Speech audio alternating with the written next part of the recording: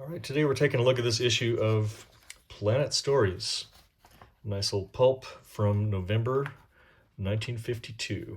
I'm just going to walk you through some of the stories and illustrations here. A few notable things. We've got, of course, the beginning is always with the letters to the editor. And the first story here is The Conjurer of Venus by Conan Troy. Cool illustration by Kelly Freias, who did a lot of science fiction illustrations in the 50s and 60s.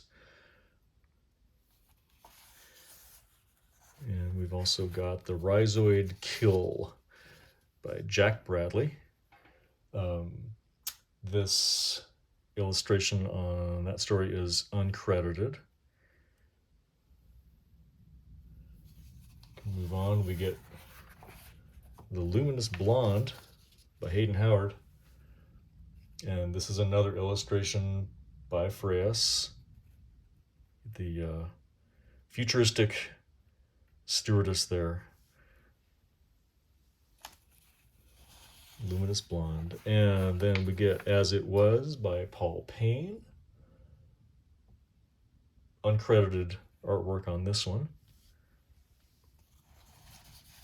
It's a little bit of a longer one. This next one, A Planet Named Joe by A.S. Lombino.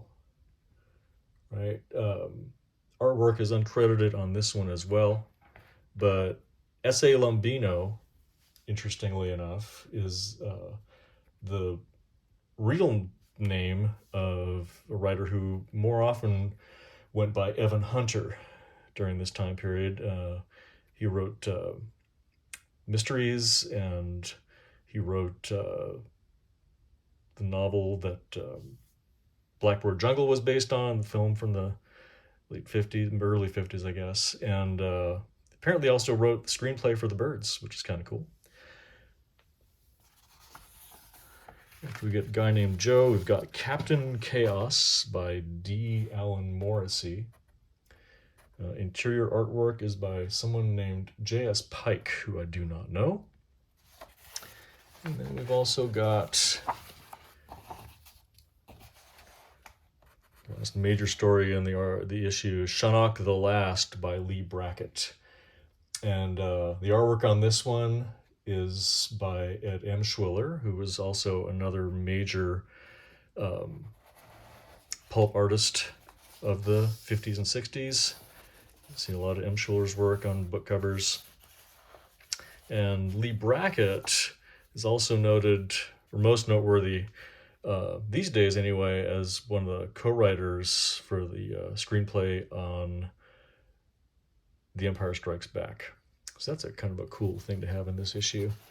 And then lastly, we get the letters section. And at the end of this letter section, we get this lengthy one, kind of essay length, signed by A.J. Budrus, so Algis Budrus, who went on to become a noted science fiction editor and I think author. And even here he references Beyond Lies the Wub, which was the first short story that Philip Dick wrote and printed in a previous issue of Planet Stories earlier that year. So again, this is Planet Stories, Volume 5, Number 9, from November of 52. Front cover, back cover with the rupture easer, and then a couple of cool ads there as well. The back cover, we get Be a Radio Television Technician, and inside of the front cover, we've got the thousands now play who never thought they could. The ABC method of playing music. So cool issue, a couple little flaws on this copy, and now it's time to go back to storage. Hope you enjoyed that. Be sure to subscribe and check out my books if you're interested in retro science fiction. You can find the information in the comments. Thanks.